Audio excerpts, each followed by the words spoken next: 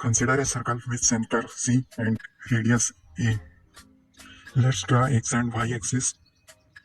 A particle named A is moving at a constant angular velocity omega, with a constant angular velocity omega. And after t times, it makes a theta angle with the x-axis.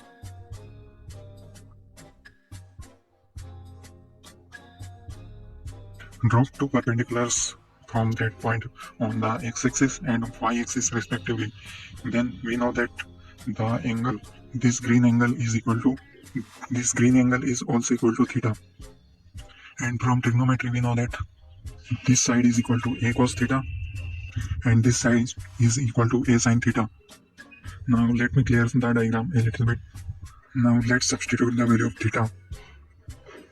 We get this expression, and if we wanna plot the graph between sin t and t, then we need to take time on the x-axis and a sin omega t on the y-axis.